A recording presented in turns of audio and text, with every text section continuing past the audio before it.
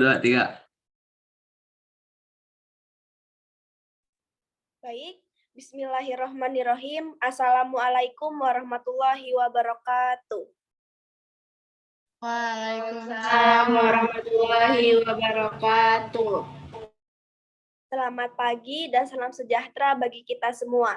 Yang terhormat, Ibu Fadilah Hairani SPD MPD selaku dosen pengampu mata kuliah peminatan yaitu media pembelajaran berbasis TIK serta rekan-rekan kelas yang saya banggakan. Puji syukur marilah kita panjatkan kepada Allah Subhanahu wa taala karena berkat rahmat-Nya lah kita dapat berkumpul dalam Zoom meeting ini. Salawat serta salam tak lupa pula tercurahkan kepada junjungan Nabi besar kita yaitu Nabi Muhammad SAW. Semoga kita termasuk umatnya yang mendapat syafaatnya di yaumil akhir kelak. Amin. Pada pagi hari ini, saya Silva Yuningsih yang akan berperan sebagai moderator dari kelompok 4. Pada pertemuan kali ini, kelompok kami akan membahas mengenai materi dengan judul Program Prezi. Baik, sebelumnya izinkan saya untuk bisa memperkenalkan anggota kelompok 4 terlebih dahulu. Yang pertama ada Adinda Arifianosa, yang kedua Anissa Rahma, yang ketiga Bagus Adi Saputra, yang keempat Dian Ananta Isrofi, yang kelima Ulia Dwi Bazlina, dan yang terakhir saya sendiri Silva Yuningsih.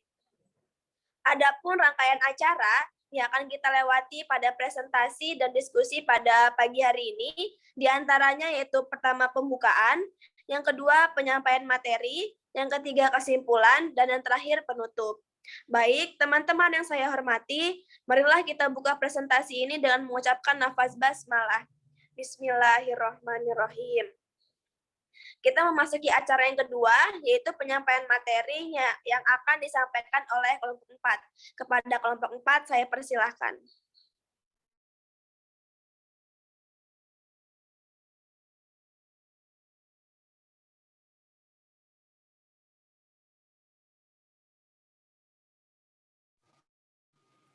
Baik, terima kasih sebelumnya kepada moderator. Saya Dinda Rivianosa yang akan memulai membacakan materi tentang program Prezi pada pembelajaran berbasis TIK.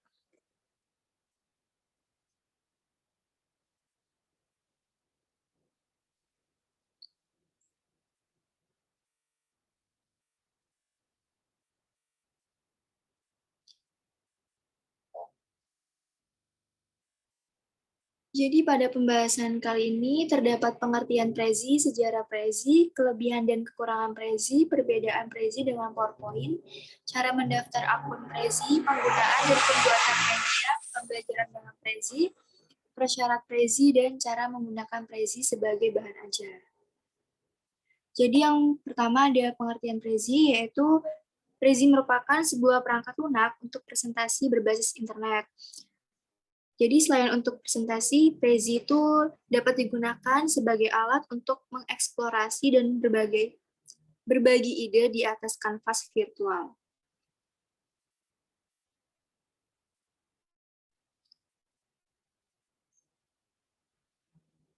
Kemudian Prezi digunakan sebagai alat untuk membuat presentasi dalam bentuk linier maupun non-linier, yaitu presentasi terstruktur sebagai contoh dari presentasi linier, atau presentasi berbentuk peta pikiran, maksudnya mind map, sebagai contoh dari presentasi non-linier.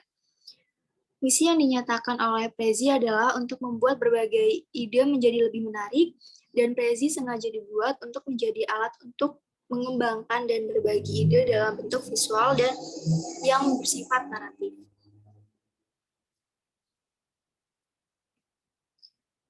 Kemudian terdapat sejarah Prezi.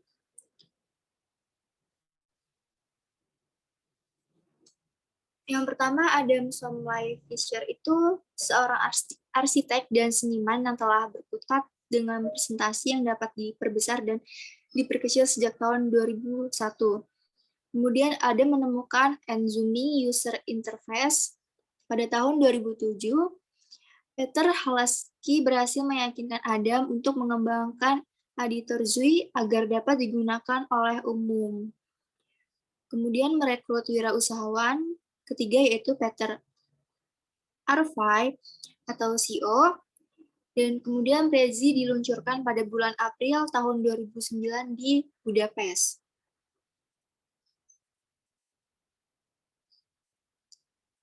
Kelebihan Prezi yang pertama itu pilihan tema lebih banyak yang dapat diunduh secara online dan lebih menarik.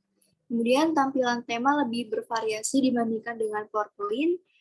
Prezi dapat menampung berbagai jenis data dan menggunakan aplikasi Prezi dalam proses pembelajaran dapat mempermudah siswa mempelajari subjek berdasarkan aplikasi Prezi dan juga bisa menggunakan sketsa belajar.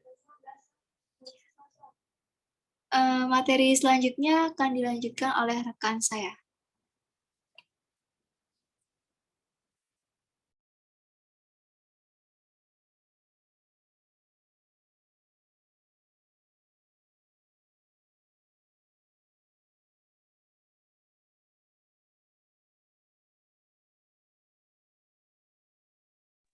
Baik, ada kekurangan Prezi. Yang pertama, karena hanya menggunakan teknologi ZUI atau tampilan yang mengezoom, software ini terlihat monoton. Lalu yang kedua, proses instalasinya membentuk koneksi internet. Lalu yang ketiga, sulit memasukkan simbol matematika. Yang terakhir, untuk versi trialnya hanya berlaku 30 hari, akan tetapi masih bisa untuk diantisipasi.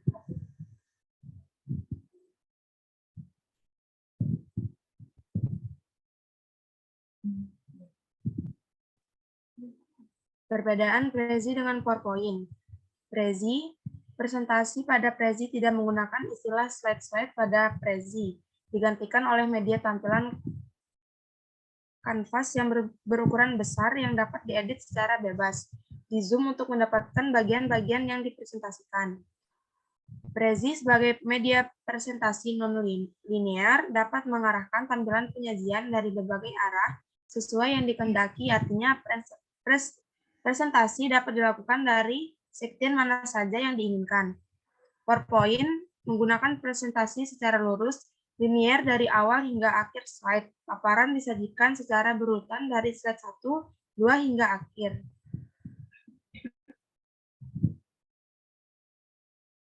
Materi selanjutnya akan disampaikan oleh rekan saya selanjutnya.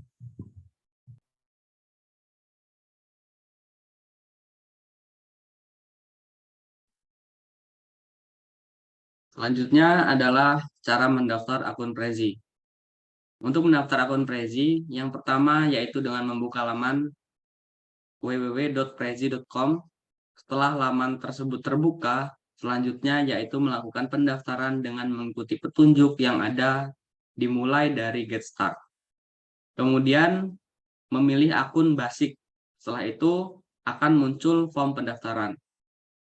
Setelah muncul form pendaftaran, selanjutnya yaitu mengisi form pendaftaran tersebut menggunakan email maupun akun Facebook. Setelah form pendaftaran berhasil diisi dan berhasil mendaftar, maka selanjutnya langsung diarahkan ke dalam dashboard Prezi.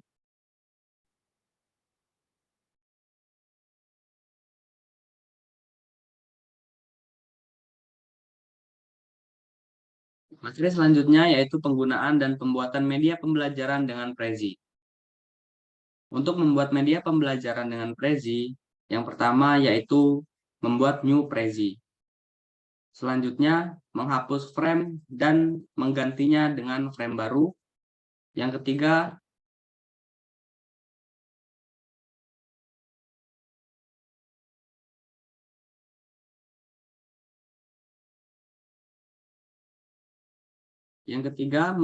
mengunggah gambar yang akan jadi tampilan desain presentasi Prezi.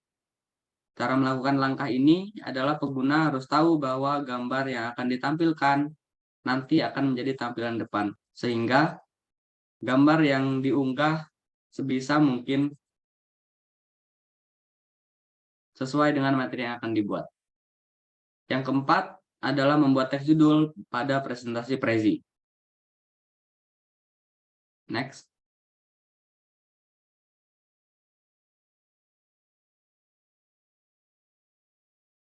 Yang kelima yaitu menambahkan frame baru dengan langkah selanjutnya yaitu menambahkan frame baru dengan cara yang sama seperti sebelumnya sehingga pengguna sudah bisa melakukannya. Yang keenam adalah menambahkan shape pada presentasi Prezi. Dan yang ketujuh, menuliskan konten untuk tiap slide presentasi Prezi.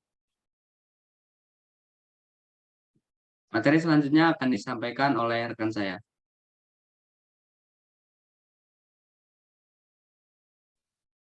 Baik, terima kasih. Materi selanjutnya akan membahas mengenai prasyarat Prezi. Yang pertama ada publik. Lisensi ini adalah lisensi yang bebas biaya. Lalu yang kedua ada enjoy. Untuk menggunakan lisensi ini, pengguna harus membayar $59 per tahunnya. Pengguna dapat menggunakan lisensi ini selama 30 hari. Pertama, tanpa harus membayarnya. Lalu selanjutnya ada Pro. Untuk menggunakan lisensi ini, pengguna harus membayar $59 per tahunnya. Pengguna dapat menggunakan lisensi ini selama 30 hari pertama tanpa harus membayar. Yang keempat ada edukasi. Prezi juga menyediakan lisensi khusus untuk pelajar dan pengajar yang memiliki surel khusus edukasi. Lalu ada Edu Enjoy. Lisensi Edu Enjoy ini memungkinkan para pengguna dan pelajar yang memiliki surel khusus edukasi untuk menikmati lisensi Enjoy tanpa harus membayar per tahunnya. Lalu selanjutnya ada Edu Pro. Lisensi tipe ini adalah sama dengan spesifikasi lisensi Pro biasa, tetapi pelajar dan pengajar yang ingin menggunakan lisensi ini hanya perlu membayar $59 per tahunnya dan dapat menikmati kegunaan lisensi ini secara gratis pada 30 hari pertama.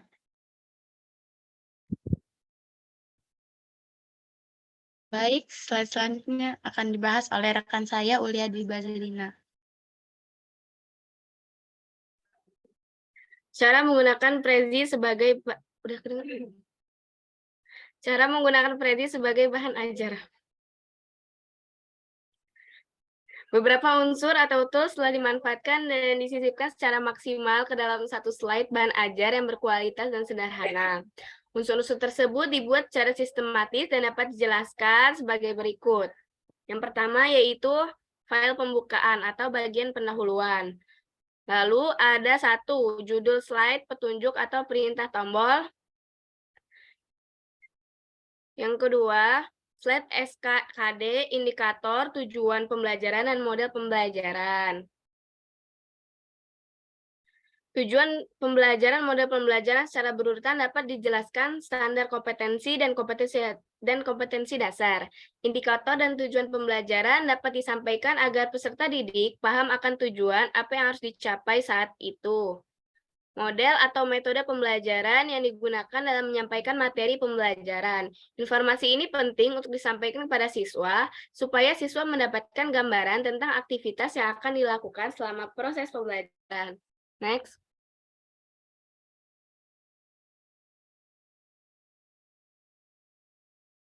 Lalu ada B, file media pembelajaran. Inilah yang menjadi inti serangkaian proses pembelajaran interaktif yang berlangsung di dalam kelas. Sejatinya pada bagian inti dibuat sedikit saja slide sehingga akan mempersempit layar presentasi kita, tapi diperkaya dengan dukungan materi yang membandai. Maka penggunaan navigasi, gambar, dan video yang tepat dan tidak membingungkan akan memudahkan kita dalam menyampaikan isi materi. Dengan demikian, presentasi kita terlihat lebih profesional dan berkualitas. Lalu secara umum terdapat 6 bagian yang penting, yaitu yang menyusun file media pembelajaran dalam keikutsertaan lomba ini atau user dapat memanfaatkan tombol-tombol yang tersedia dengan cara mengklik dengan menggunakan mouse, yaitu klik kiri. Next. Lalu materi. Dalam materi ini banyak animasi gambar-gambar dan hyperlink. Untuk video pembelajaran telah dimasukkan dan untuk mengaksesnya kita dapat mengklik tombol play. Untuk berpindah ke sub pokok materi berikutnya, dapat mengklik di bagian bawah slide yang tersedia, dari 1 sampai dengan 10 bagian slide. Terima kasih, saya kembalikan ke moderator. Baik, itu tadi penyampaian materi yang telah disampaikan oleh kelompok C kepada kelompok 4 yang telah menyampaikan materinya dengan baik. acara yang selanjutnya, yaitu saya akan membacakan kesimpulan pada presentasi kita pada pagi hari ini. Kesimpulannya adalah, telah kita ketahui bahwa Prezi merupakan sebuah perangkat lunak untuk presentasi berbasis internet. Prezi menjadi unggul karena program ini menggunakan Zoom User Interface atau ZUI yang memungkinkan pengguna Prezi untuk memperbesar dan memperkecil tampilan media presentasi. Prezi ini mempunyai keunggulan dan kelemahan. Keunggulannya di antaranya memiliki tampilan tema lebih bervariasi dibandingkan dengan PowerPoint. Lalu modenya presentasi dengan menggunakan teknologi ZUI lebih simpel dalam hal pembuatan animasi, serta mempermudah siswa mempelajari subjek berdasarkan aplikasi Prezi dan juga bisa menggunakan sketsa belajar.